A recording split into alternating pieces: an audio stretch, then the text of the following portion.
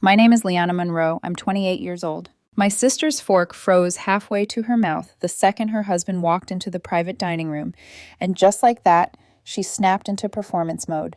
That was classic Haley, always ready for a crowd, always ready with a line that made her look clever and someone else look small. I knew walking in tonight that she'd try something, but I didn't expect her to come for me before the appetizers were even cleared. She leaned back in her chair, a smug little smile tugging at her lips, and said, loud enough for the whole room to hear, "Please don't ask me about her job. She carries plates for a living. Let's keep expectations reasonable." Laughter rippled around the table, sharp and metallic, blending with the clink of glassware and soft music. That particular sound was familiar, my family laughing at my expense. My stomach tightened, but my shoulders stayed exactly where I wanted them, relaxed, unmoved. I'd spent the entire drive rehearsing calm responses in my head, promising myself I wouldn't let her drag me down to her level. Dad cleared his throat like maybe he'd say something, but nothing came out. Mom stirred the ice in her tea, eyes fixed on the condensation sliding down the glass. My aunt leaned toward my uncle, whispering something that ended in another chuckle. I kept my smile thin. "Cute," I said. "Very original." Haley shrugged dramatically.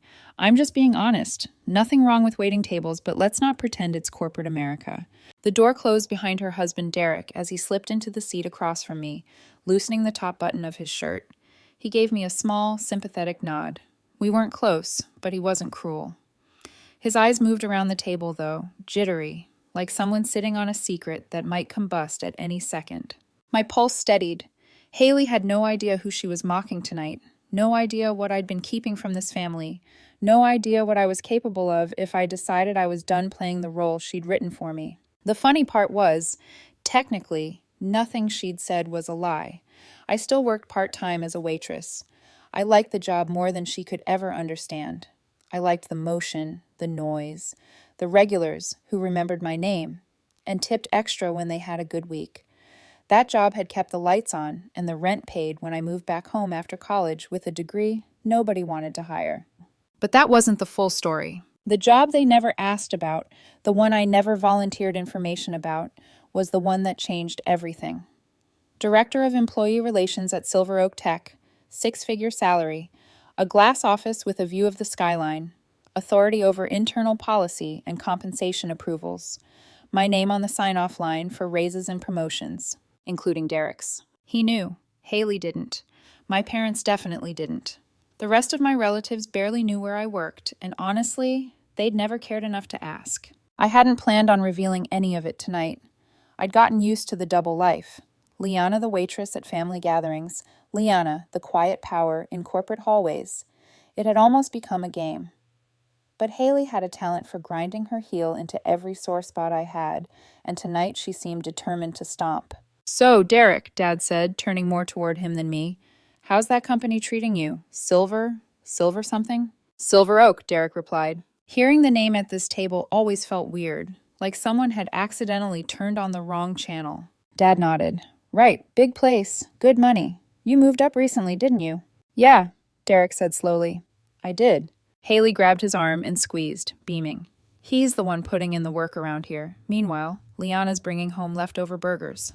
I inhaled through my nose and let the air out slowly, scraping my nails lightly against the linen napkin in my lap instead of snapping the way I wanted to. Derek flicked his gaze toward me, an apology written all over his face mixed with something else, panic. Because he, unlike my sister, knew exactly who had approved the bump in his paycheck 7 days ago. I tilted my head, keeping my tone pleasant. "So, what kind of raise did you get, Derek, if you don't mind me asking?" The table quieted just enough for curiosity to settle in. Derek shifted in his seat. A pretty big one," he said. "Massive," Haley cut in before he could elaborate. "They'd be stupid not to promote him. He's a natural leader." I bit back a laugh. If only she knew how many late nights he'd spent drafting emails to me, second-guessing every sentence before hitting send. How many times he'd asked for clarification on policy because he didn't want to sound inexperienced in front of his boss. None of that made him weak. It made him smart. But it also meant he knew exactly who he was sitting across from right now. "So proud of him," Mom added, nodding. "He's going places." I lifted my water glass in his direction. "Congrats, Derek. Raises are always nice." His jaw tightened. He already knew what I was capable of saying. I hadn't even started. Dinner carried on, but something in the air shifted, like the room knew a storm was coming, even if no one could see the clouds yet. Haley kept going, unable to let the spotlight slip. "So, Liana," she said, sipping her wine, voice sweet and razor sharp, "tell us how many tables you waited today, or yesterday, or whenever your shift was." She laughed at her own joke. I smiled slowly, deliberately. "I've been busy." "I'm sure," she said. "Busy carrying bread baskets." Dad sighed. "Liana, sweetheart, we've always hoped you'd want more for yourself. Something stable, something real." There it was, the familiar ache, the old narrative. Liana, the disappointment. Liana, who never quite lived up to their expectations. Only this time, instead of collapsing under the weight of it, something clicked into place inside me. My heartbeat steadied. "Actually," Derek said quietly, "maybe we shouldn't—" Haley waved him off. "Stop. I'm not insulting her. I'm just saying she's—" "Haley," he said again, a little firmer, "you should let her talk." The table went still. Her eyebrows shot up. "What? Why?" He exhaled and finally looked at me like he knew there was no way to keep this contained any longer. "Liana doesn't exactly have the job you think she has." Mom blinked. "What's that supposed to mean?" I leaned back in my chair, letting their confusion settle like dust. For once, I was in no hurry to sweep it away. "It means," I said calmly, "there are things I haven't shared." Haley laughed sharply. "Like what? That you switch diners sometimes?" I kept my voice even. "Like the fact that I work at Silver Oak, too." The words hung there between us, heavy and electric, and I watched them all scramble to catch up. My parents stared at me like I'd spoken a foreign language. For a moment, no one moved. Even the clatter of plates from the kitchen seemed to fade behind a thick, suspended silence. Dad was the first to react. His glass tapped the table too hard. "You what?"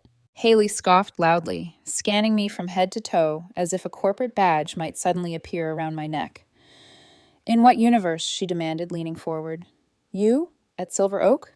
Before Derek could jump in, I lifted a hand and added, softly but clearly, "Not in customer service." A faint ripple of confusion passed around the table. I let the pause stretch, just for a beat, before finishing.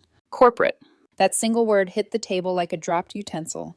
An invisible shudder went through the room. Haley went still. Mom's straw stopped stirring. My aunt's eyebrows shot up. My uncle whispered, "Well, damn," under his breath, quickly pretending he hadn't. And then Haley's smile cracked, just a hairline fracture, but enough to show panic beneath. "What does that even mean?" she said, voice suddenly thin. "Corporate what?" I didn't rush. I wanted the truth to settle properly this time, not brushed off or interrupted. "I'm Director of Employee Relations," I said. "I'm the one who signs off on raises, compensation approvals, conflict mediation, internal policy enforcement." I turned my eyes toward Derek. "And that includes yours." Derek inhaled sharply, the tiny sound confirming everything without him needing to say a word. Haley's jaw dropped. "You approve raises?" "Among other responsibilities," I said, lifting my water glass and taking a slow sip. Mom blinked repeatedly, as if trying to reorder the entire narrative of me she'd kept for years. Dad leaned in, voice quieter now. "Liana, is this true? You've been working corporate all this time?" I nodded once. 3 years. The shame that flickered across his face wasn't directed at me, but inward, at himself, at never bothering to ask a single real question. Haley's eyes darted between Derek and me, her confidence slipping like sand through her fingers. "Okay, but why Waitress then?" she stammered. "Why not just tell us you had a real job?" Something warm and sad rose in my chest. I set my napkin down carefully, the gesture deliberate. "Because I liked keeping parts of my life separate," I said, "and because I didn't feel like earning approval from people who never asked in the first place." The words landed with the dull, heavy finality. Haley flinched as if I'd physically struck her. Mom let out a long, shaky breath. "Well, maybe we shouldn't assume things about people." Her tone wasn't defensive this time, more like a cautious acknowledgement of a truth she'd overlooked. Dad nodded stiffly. "We just didn't know." "No," I agreed, "but now you do." Across the table, Derek let out a strangled laugh, trying to release some of the tension. "I told you," he muttered to Haley. "HR at Silver Oak is no joke." Haley snapped toward him. "Why didn't you tell me?" He finally looked her directly in the eyes and answered honestly, too honestly for her ego. "Because every time I tried, you made a joke about her job. You rolled your eyes or laughed, and I didn't want another fight, so I let her tell you when she was ready." Haley stared at him, frozen. Then she turned back toward me, and for the first time all evening, Her voice wasn't sharp. It was small. Did I embarrass you? Yes, I said. No venom, just truth. But I'm not here to get even. I just want basic respect. The room softened. You could feel it, like someone had cracked a window and fresh air had finally slipped inside. Mom reached across the table, her hand brushing mine. That small touch nearly undid me, not because of what she said next, but because she had never reached for me first. We're proud of you, she whispered. I blinked, unsure if I'd heard correctly. Dad nodded, more firmly now. You've built a life for yourself, Liana. We should have asked. We should have known. My throat tightened unexpectedly. Derek raised his glass. For what it's worth, you changed my whole year with that raise. You didn't have to go to bat for me, but you did. I shrugged lightly. You deserved it. You work hard. Haley's face flushed with something complicated. Shame, pride, confusion. Then, in a breath so fragile I nearly missed it, she said, I'm sorry. Even my aunt gasped. I studied her face. For once, Haley wasn't performing. Her shoulders were lower, her eyes glassy, her voice unsteady. She wasn't the center of attention now. She was a woman realizing she'd built her confidence on someone else's back. I shouldn't have joked about you, she said, twisting her napkin. I didn't know you had all this going on. You didn't ask, I replied gently. She nodded slowly. Then I'll do better. Surprisingly, I believed her. Dinner shifted after that. Not instantly, not magically, but enough that I felt the corners smoothing out. Conversations softened. People leaned in instead of away. Mom asked me questions about work. Dad listened instead of lecturing. Even my aunt seemed genuinely curious. The waiter brought dessert menus. Haley nudged her plate of cheesecake toward me. Trade? She asked, almost shy. I snorted. Still hate cheesecake. Only when it's staring at me, she joked weakly. We swapped plates and she gave a tiny smile, a truce in dessert form. Dad lifted his coffee mug. To Liana, for surprising us tonight in the best way, and for working hard without needing applause. Mom echoed him. My uncle raised his glass. And finally, Haley added, to my sister, who somehow became cooler than all of us while we were busy running our mouths. Laughter broke out, real laughter this time. Warm, loose, untangled. For a moment, I thought maybe this night was turning into something I'd never experienced with them, a turning point. But my chest was tight in a different way now, not from hurt. From the possibility that something might actually heal. When the plates were cleared and the checks settled, I slipped away into the hallway to breathe. It felt like my heart had been holding back years of words, and now everything inside was shifting. I leaned against the wall, closing my eyes for just a second, and heard footsteps. Liana? Haley came around the corner, arms folded, hesitation written all over her face. Can we talk, just us? I nodded. She stepped closer, voice low. I really am sorry, she said. All these years I thought you'd given up. I thought you were settling. I didn't interrupt. I let her finish. I wasn't, I said softly. I was building something, just quietly. I know that now, she whispered. And I'm proud of you. More than I ever said or showed. The knot in my chest loosened, a knot I hadn't even known was there. Thank you, I said. She swallowed hard. I don't want us to be the kind of sisters who tear each other down. I want us to be better. Me too, I said. She took a shaky breath. So, maybe this week. Coffee, just us, no digs, no jokes. A smile tugged at my lips, warm and unexpected. I'd like that. When we walked back in together, the whole table exhaled, like they'd been waiting for permission. For the first time in years, it felt like family. Walking out of the restaurant felt different this time, like the air wasn't pressing down on me the way it usually did after family gatherings. No buzzing humiliation under my skin, no replaying every cruel line Haley delivered, no tightness in my throat.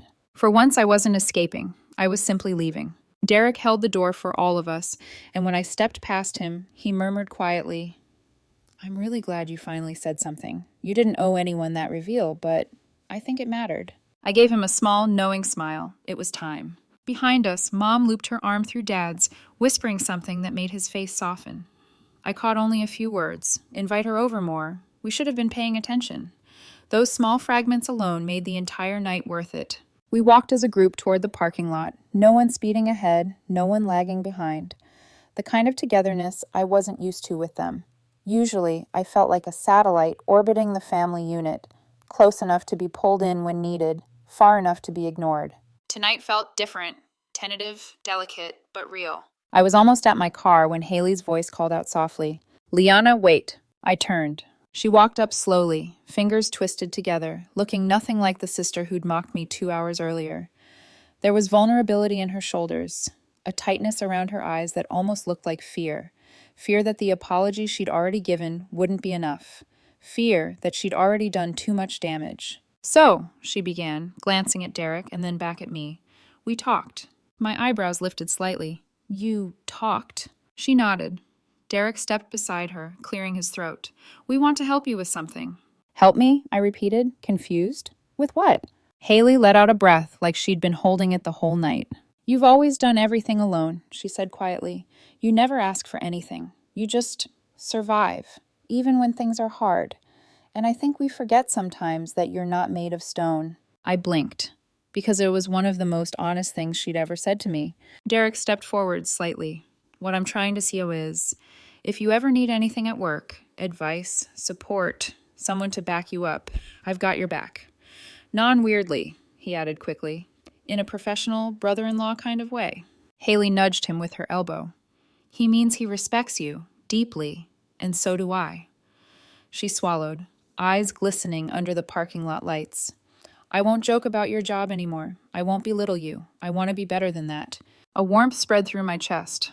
Unexpected, almost overwhelming. "And I want us to be better," I said softly. Haley's voice cracked. "Good. Then, this is our fresh start." We hugged, awkward at first, then real.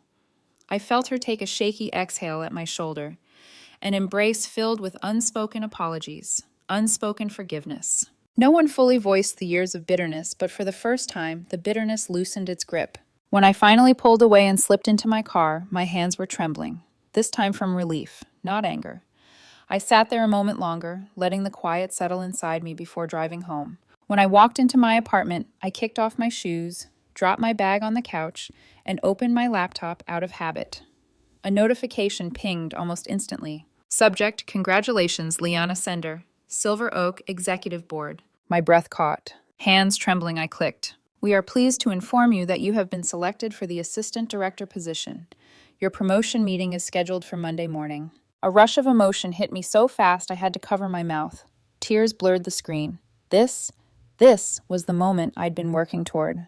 Quietly, patiently, alone. And now I wasn't alone anymore. It felt surreal, almost cinematic, that the night I finally stood up for myself, the place where I spent most of my waking hours, chose that same moment to recognize me too. Recognition from every direction, respect from every direction, peace from every direction. I wiped my eyes just as my phone buzzed. It was a text from Haley. "Coffee tomorrow?" "My treat." I meant what I said. "Proud of you, sis." A laugh escaped me, small, breathy, disbelieving. I sank back into the couch, staring at the ceiling, letting everything settle. For the first time in years, my life didn't feel split into two versions, the dismissed waitress at home and the powerful professional at work. For once, everything lined up: respect, family, peace, progress, a new beginning. And best of all, a sister who finally saw me for who I truly was.